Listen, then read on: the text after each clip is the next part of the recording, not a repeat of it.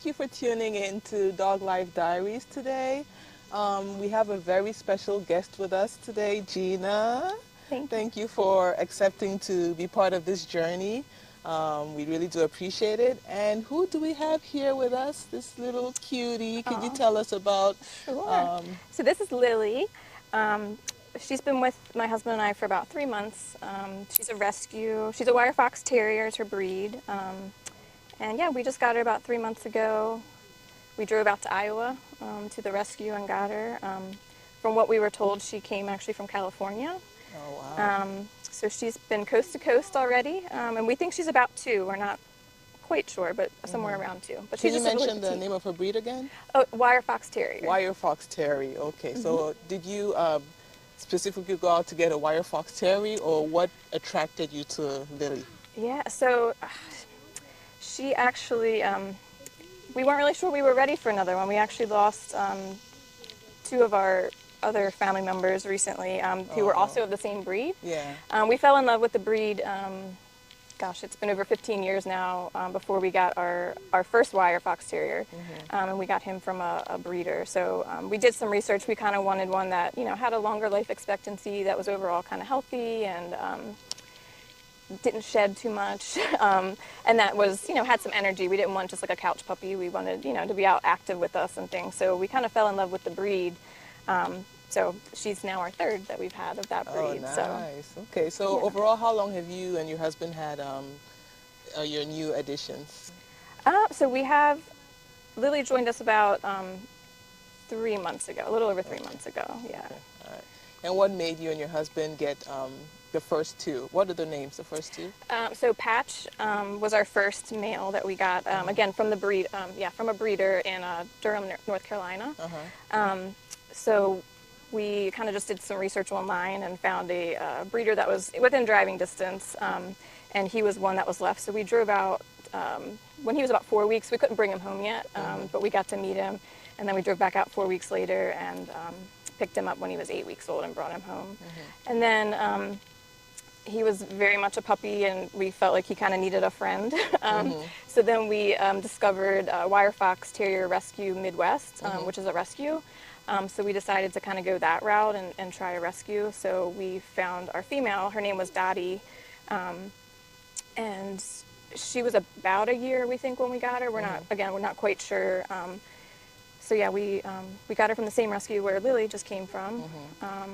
So yeah, they were together for over 13, 14 years. Oh, wow. So yeah. So we have Patch, we have Dottie, and then we Lily. have Lily. Yes. Okay, so Patch was the male, The right? male, yep. And then Dottie was the female. Yes. All right. Did you purposely go out to get a male and female, or did you feel like Patch was lonely, so he needed a companion? It's kind of hard to think back that far of what prompted it exactly, but yeah, we thought it would be good for Patch to have someone else. We don't have human children, and there weren't really that many like neighborhood dogs or anything for him to play with, so we thought it would be good. So, you know, when we work during the day, he could have someone to kind of help entertain him. And usually males and females get along pretty good. Yeah. 2 females, not too much, but usually a male and a female is pretty good. So. Okay, all right. And tell us something special about this particular breed that the audience needs to know if there's anyone looking into getting this kind of breed. I mean, well, again, we're kind of biased. They're definitely. It's okay to be biased. Yeah. So, I mean, it's a great breed if you like being active, because they are a terrier. So they, you know, they're prey driven. They're into everything. They're very mischievous and ornery, and they like to be active, which again was appealing to us because we also gives us a reason to be active as well. So, and they are a little bit high maintenance as far as like the grooming. Not all groomers know how to groom them, you know, the way that they're kind of supposed to look as far as like show quality. Yeah. And if you wanted to have them kind of show quality, they should kind of be like what we call hand stripped. So it's kind of like they pull out some of the dead hair, so it keeps their colors very vibrant. Oh, I see. So of course, any dog that comes from rescue, they're always going to be spayed or neutered, so they're not going to be able to be showed. And we really didn't want them as show dogs. We wanted them as pets and families. But just if anybody is looking for the breed, that's part of why a breeder is a good way to go if you did want to kind of show them, because they breed for the lineage, for, you know, different health qualities, and they come with like actual AKC registered paperwork and that kind of thing. Oh, So I see, I see. it just depends on what you're looking for. If I you mean, want a she is pet or definitely a cute show she dog. I mean, she's a with the white cutie. and the black and the different Yeah, patterns that she she's a has. cutie. Yeah. Yeah. So was it your idea to get you know, these your kids, or was it your husband's idea, or you guys just came together and said, okay, I think we want to have the dogs as kids and just not have, or do you plan on having kids at all? Still undecided. Uh-huh. So I think that was, I, honestly, I've always had pets growing up. I mean, I've had dogs, cats, rabbits, fish, lizards, birds, everything. So like I was used to always having a pet. My husband didn't, but he was always kind of obsessed with dogs, just he never had one of his own. Yeah. So early in our relationship, you know, we weren't sure that we wanted to start having kids right away, like human children. So we're Yes. like, of course, it's kind of like ease into it with a dog. Of course, that led into having 2 dogs, and then I had 2 cats at the time. So it was like Oh, wow. we quickly Big went family. from having a family of 6, you know, as Yeah. far as fur babies.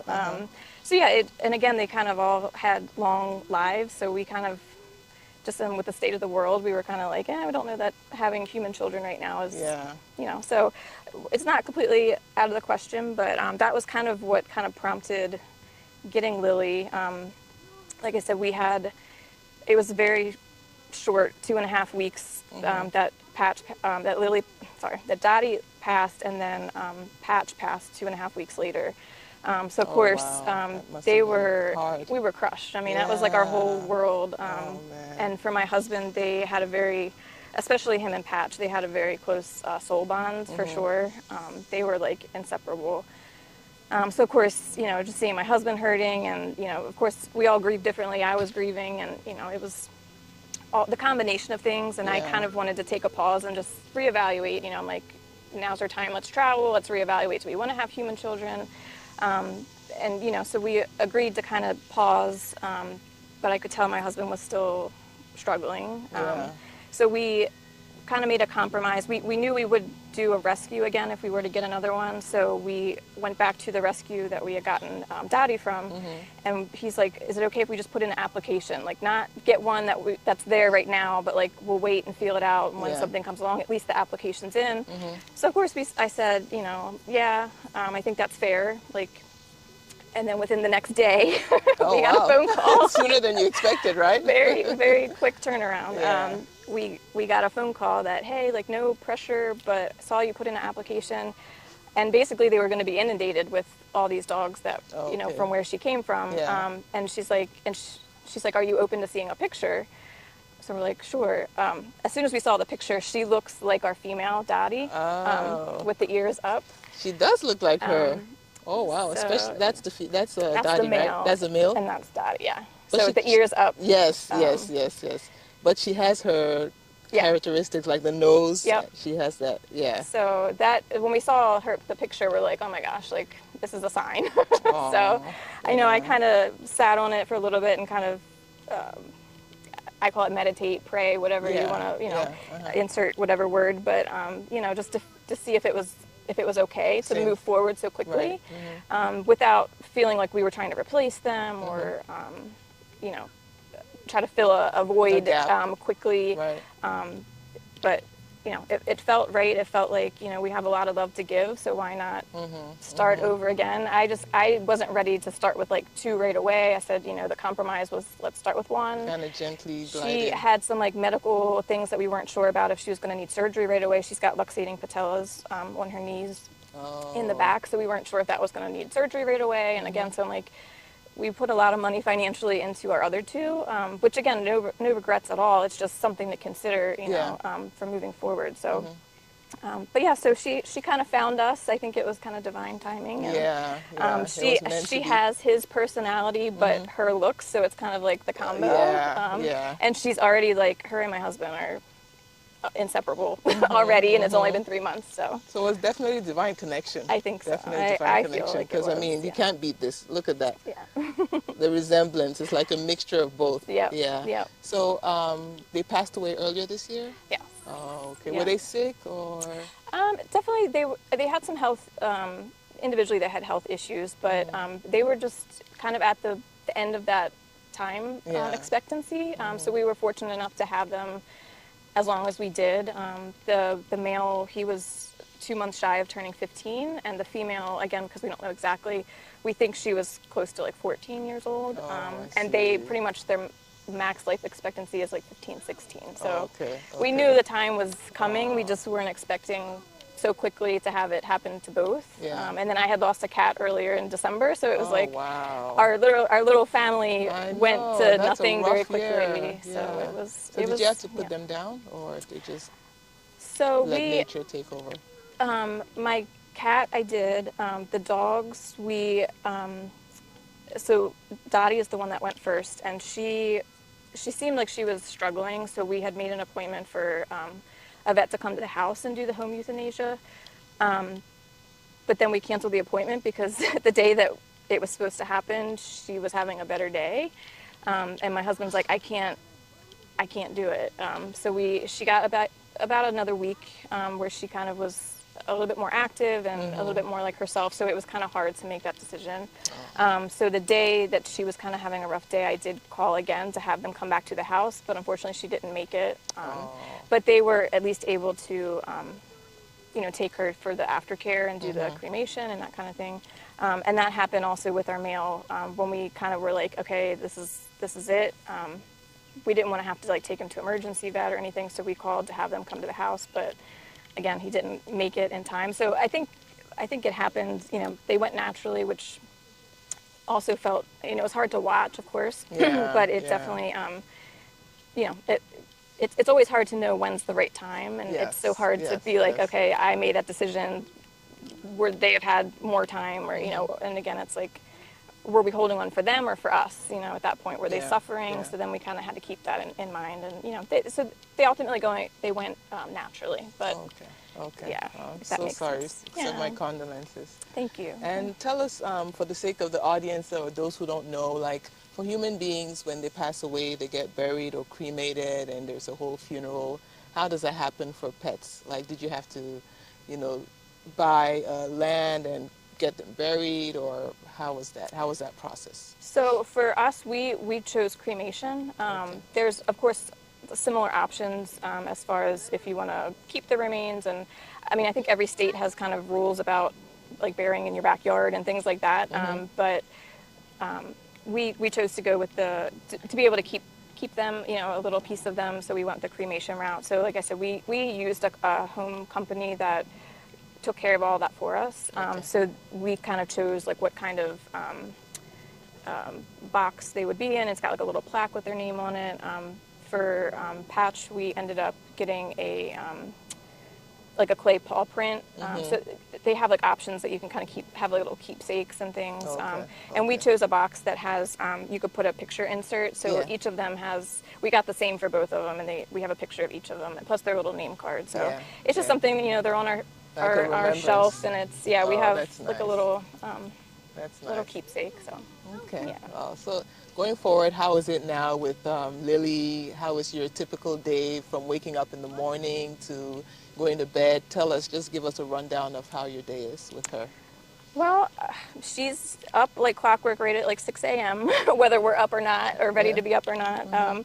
So she likes to be active. So my husband, I'll be honest, he does most of like the walking around the neighborhood with her, and it just depends on the day. Sometimes they do a couple blocks, sometimes it's just around the block. We do have a fenced yard, but we try to, just for her, just to be able to keep her active and stimulated, and see the different things. We do try to take her for a couple walks a day, and again with the heat, we try to time it so like early morning's good, and then we try to do like an evening one, and then throughout the day we just let her run around in the yard. But yeah, she's up like clockwork. So they do their morning walk, and then she comes back and has breakfast. Is she your alarm clock? Yeah. Okay. Like it or not, she's, unless we're already up, but but typically. So she comes and jumps on the bed. So she sleeps. She sleeps right there in the middle, and she just is awake and is like looking around, and it's like, okay, I guess it's time to get up and. Get our day started, and then she eats her breakfast, and then she sometimes she'll lay around, sometimes she'll start playing with her toys, and then we both work during the day typically, so for the most part, my in-laws will keep her, so it gives them something to do as that's well. good. So she's doesn't have to be crated. Yeah. And then I try to work from home like one day out of the week, so that way again I can kind of be there and Be just there for her. let her in and out of the house and stuff, so she doesn't have to stay in a crate. Because we tried the whole crate thing, and she's not a fan just yet. So Yeah, it's a work yeah. in progress. But our other two dogs, they were crated, and they went there for safety. Like in a Right. storm, they'd be in there. So we want to try to let her know it's not punishment. So it's work in progress. We're still trying to work on like the house training, and she still has sometimes some accidents in the house and things. But so even though she's 2, she really never had that structure. Yeah. So it's kind of like starting from scratch with like puppy training, just to establish some rules and things like that. So we're working through all that. But, Okay. All right. And what made you choose the adoption route as opposed to buying it from, another person?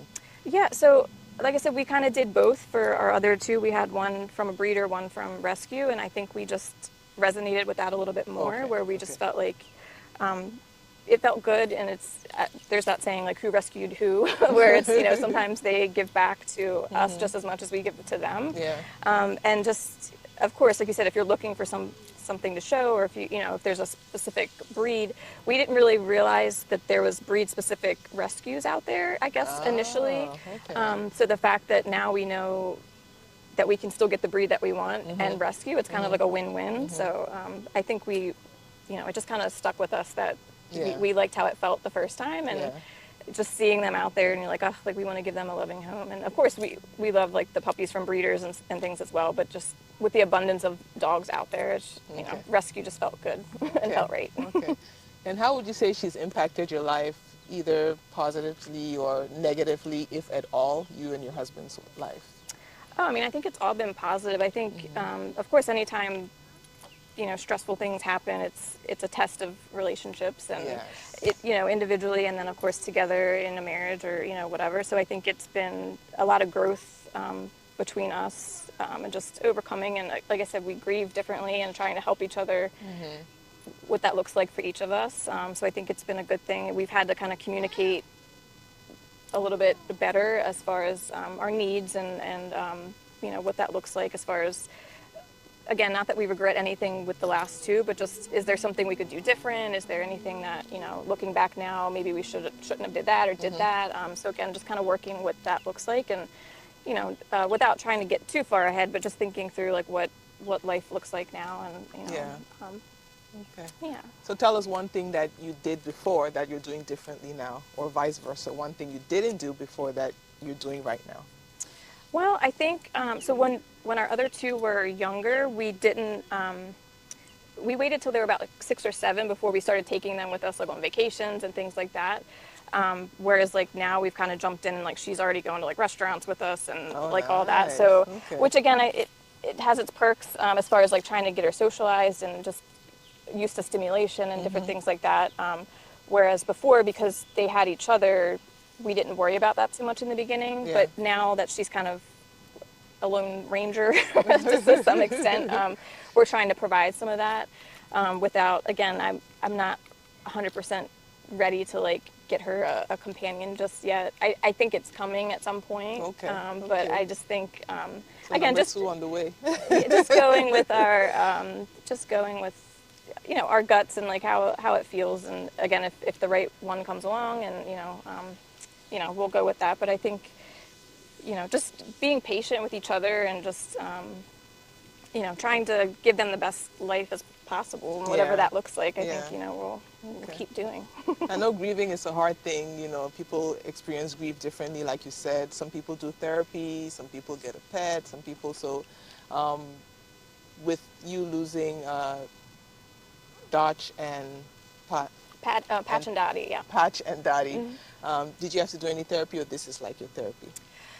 I mean, we didn't do any official. Like, again, I have my own kind of like spiritual practices and things that I participate in. Yeah. That but we didn't really do any kind of official therapy. I think having her is part of our therapy, because again, it's not like we're trying to forget anything that happened, Yeah. in the previous with our previous dogs, or trying to replace in any way. But it's kind of like we're all kind of healing together. And again, with her and some of her past traumas and things, we're trying to help her heal that, and she's healing us as well a little bit. So I think it's a win-win for everybody. And if Lilly could talk, what do you think she would tell you? Like one sentence that she would tell you. Oh my goodness, I think she would say a lot. Yeah, I think she's just very inquisitive. I think she seems to be interested in all the things. Like she's always watching and taking note. She likes to eat. So I think she would probably say like she likes to explore the world through her mouth as far as testing things out to see if it's good or bad. But yeah, I think just be open to exploring everything that's out there. I think she's definitely very inquisitive. Okay. Has she started learning any tricks yet? No, Any particular trick that she does? Not yet. Like I said, we're trying to get the basics of even just sit, stay, like that kind of. But we haven't enrolled her in any official classes. But I think we thought we could probably do it since we already had two. But I think we're realizing it's been such a long time that we had to do it from a puppy stage that maybe we need some help, some professional help. And then we have to, it kind of forces us to be on the same page, because if only one of the partners is keeping up with the rules or whatever, just like parenting, humans, you kind of have to be on the same page. On the same page, yeah. So I think we're kind of at that stage. We're just we haven't officially enrolled yet, just with some other life things happening, but I think it's coming soon. I verbalized that I really think she needs to go through some kind of like puppy training or something, like the basics, just to make keep her safe, keep things, especially if we want to take her out in public and things, especially with other dogs. And, And I know you mentioned you're spiritual, right? So you believe in God. So do you get her involved in your prayers? You pray together as a family with Lilly? Yeah, I mean, I have like a room upstairs that I kind of have all my, it's more of my kind of Zen area. Like your prayer room, prayer closet. So a lot of times when I leave my door open and I'm up there kind of meditating or praying, that kind of thing, she'll come up and just sit with me in my energy. So whether I, officially bring her in or not, she kind of makes her way up there. So I think she's a part of it. That's good. That's good. Yeah. So for those in our audience who are on the fence about getting a pet, they don't know, like financially, emotionally, physically, I know it's tasking, what would one advice be for them? What would you tell them? I mean, I think you just have to know like what you're looking for. Like, again, if you want a dog that's going to be active, or if you want more that's kind of just more lays around a little bit more. Again, if you just want that kind of companionship without having to like walk them multiple times a day and that kind of thing, like you kind of just have to do your homework, I guess, as far as, is this going to be a good breed? They all kind of have their own predisposed health issues. Like some of the bigger dogs, they have, joint issues, and maybe they don't live as long. So again, it's kind of all those factors you just have to kind of take into consideration, and then just feel it out. And, if you have the opportunity to either go to a breeder or go to like a rescue or a shelter and kind of just be in each other's space and just feel it out, and you kind of know when it feels Test right. The waters. Yeah. Okay. Did you have one final thought or anything else you wanted to share with us? No, I mean, I just feel like, again, I guess we're biased and partial, but I just think, animals, dogs in particular, they really are, they give a lot back to us, just with the the unconditional love, as everybody knows, and it's true, it's real. No matter they just really brighten up whatever kind of day you're having. It's just that their cute little face, or like I said, if they're doing something rotten or bad, it's like you can't be mad at them because they're just so cute. So it's like it helps you take life a little less seriously sometimes, and just I think that's a huge part of it. It's just to for us, they're a part of our world, but for them, like, we are their whole world, so it kind of gives us perspective of, make every day count. And, yes. Yes. And they love you unconditionally, Absolutely, right? Yeah. Human beings, they would love you if they want, sometimes if they want something, or their love is non-everlasting, or there's judgment. Or just there's judgment, but with our pets, they would love you no matter what. Yeah. Like, you open the door and they're right there. Absolutely. Like, they're the best, they're their favorite person ever. Yeah. Can I hold her? Yeah, she's a little shy, but yeah, she's